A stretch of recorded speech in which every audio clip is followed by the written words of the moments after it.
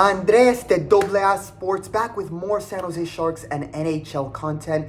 The San Jose Sharks played their 72nd game of the season versus the St. Louis Blues and won 5-4 with a historic performance from Macklin Celebrini. And let's not forget Adam Gaudette with the game-winning goal with less than 30 seconds left in the game, saving Macklin's historic night from potentially being overshadowed by a defensive performance that made this game much more stressful for the Sharks than it should have been and nearly costed the Sharks this game. And to be totally honest, this game perfectly summed up how Sharks hockey has been this entire season. A great offense, really young players that have very promising futures, but a really bad defense, and the blue line situation for the Sharks right now is dire. Fortunately, at the end of the night, the Sharks picked up an extremely important win and 2 points in the standings and still remain in the battle for a playoff spot. Final score, 5-4. The Sharks win it in literally the last minute versus the Blues. Here are the Sharks' grades for this performance. Offensive front, A. Macklin Celebrini was by far the best player on the ice, scoring 2 goals and providing a primary assist to one of Wenberg's goals as well. With this excellent performance, Macklin Celebrini puts his name in the history books as one of just 6 players to score 100 points in an NHL season as a teenager, with incredible company on that list as well. That includes Wayne Gretzky and Sidney Crosby. San Jose's number 71 is truly a generational talent. Alexander Wenberg was the next best forward after him, scoring 2 goals and providing an assist as well.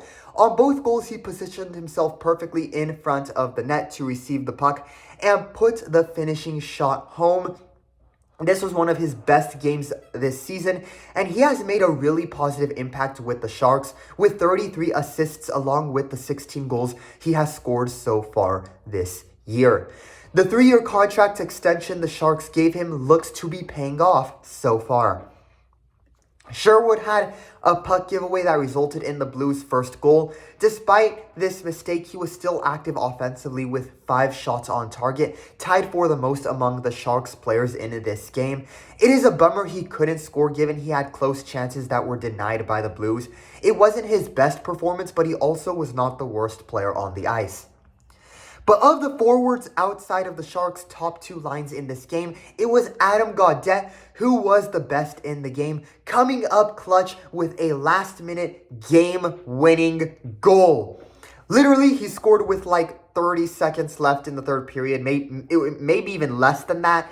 The Sharks won the faceoff in their own zone, and Gaudette took the puck from center ice all the way on his own. He took the shot, and Hoffer wasn't able to get his glove hand fully onto the puck to make the save, and Gaudette's shot deflects and gets past the Blues goalkeeper to score and make sure Celebrini's historic night didn't end with a loss. Toffoli and Smitty both had 2 assists in this game as well. Overall, the offensive front played excellent in this game and was one of the 2 biggest reasons why they were able to get this much-needed win. Defensemen, C-. Again, this game was peak Sharks hockey right now, with a great offense and a weak defense.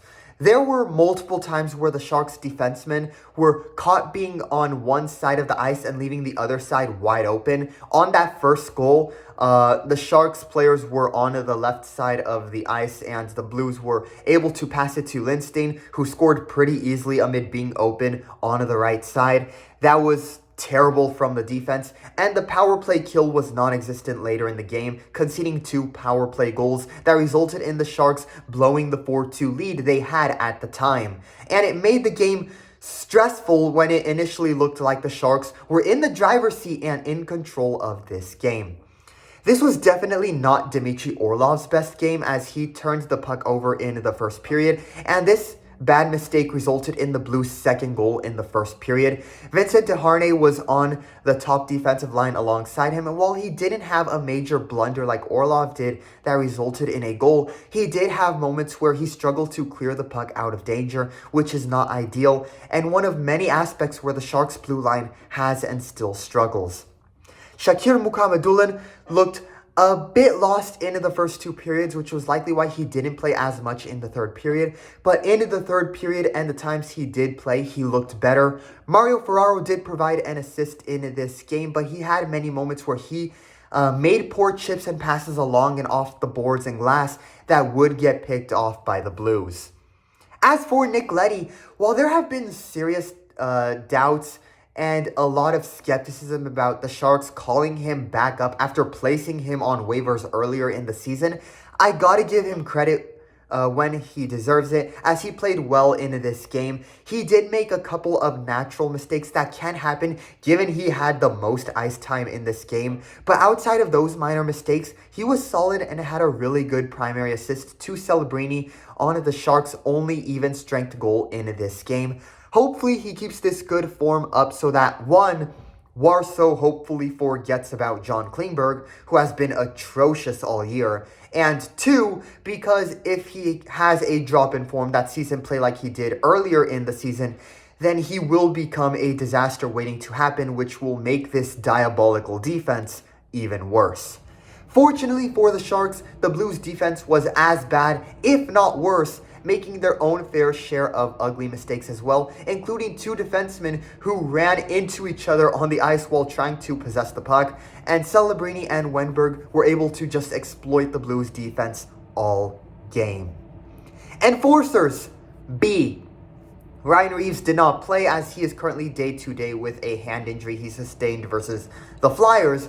Nevertheless, Barclay Goodrow and Ostapchuk, the players who have the enforcer role on the team that did play in this game. Goodrow actually drew a couple of penalties that benefited the Sharks, putting them on the power play. He was also very aggressive along the boards and had a couple of good moments defensively as well, clearing the puck out of the Sharks' defensive zone. As for Ostapchuk, while he seemed like the odd man out when compared to the rest of the forwards on the Sharks' four lines, he still had a solid game as offensively there was not a single red flag from the Sharks in this game. Goalkeeper, B+. Yaroslav Askarov was the goalkeeper for the Sharks in this game. While he did concede 4 goals, it really wasn't his fault in my opinion. And at one point, Chernyshov went up and gave him a tap on the pads with his stick to let him know that and boost him up after the first 2 goals in the first period. That first goal conceded versus Lindstein, where all the defensemen for the Sharks were caught on one side of the ice and Lindstein was left wide open on the other side. Askarov was put in a really tough position with no help. On the second one, you're looking more at Orlov for the bad turnover resulting in that play. The only one where you could say Askarov could have probably done better is the fourth goal, but outside of the 4 goals, outside of the 4 goals conceded, he was the second big reason, along with the Sharks' offense playing well, as to why the Sharks were able to win this game. He still made 22 saves, and there were multiple where he just completely robbed the Blues.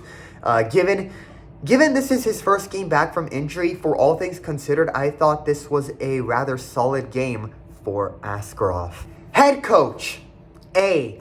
Ryan Warsofsky put Celebrini, Chernyshov, and Smitty on the top line for the offense, and it could not have worked out any better. Despite skepticism regarding Nick Leddy being brought back, he decided to give him and Dickinson more playing time amid both playing quite well in the game. And every time the Sharks were on the power play, I noticed he was putting in Wenberg, Celebrini, Smitty, Chernyshov, Toffoli. Those were the guys he was playing out there on the ice in these cases. After a disastrous run of games where his questionable decisions were why the Sharks lost versus Edmonton, and surprisingly benching Smitty and Igor when they played against the Blues on the road a few days ago, Warsofsky finally decided to play with his best players the majority of the game. The lineup and player choices he made in this game is what the Sharks should go with for their next game tonight.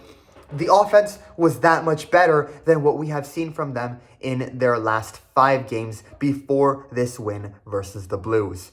And with how good the top line played in this game, if I were to give him any advice for the next game, after what I saw from inside the arena during the game, it would be to not even think about changing the top line going forward. This win keeps the Sharks season very much alive still, and if the Sharks want to make the playoffs, it starts with Warsaw doing what he did in this game and playing his best players. Final score, Sharks win it in the last minute 5-4 versus the Blues, and for an overall team grade, I am giving the Sharks a B grade, with Askarov and the forwards making up the positive grade for SJ in this game. Again, this game perfectly summarized what Sharks hockey has been like this year, a really young and promising offense that unfortunately has been followed up with a poor defense that they plan to build up next year. Nevertheless, at this point in the season, coming down to the wire in the playoff battle, a win is a win, and the Sharks were able to get the 2 points at the end of the day. Let me know your opinions on the game in the comments. I will be at the Sharks' next 2 games versus the Ducks and Maple Leafs. It is currently spring break for me in college right now, which will give me the free time to put more time into the channel. So I will be making a lot of videos and content, both about the Sharks and about other sports.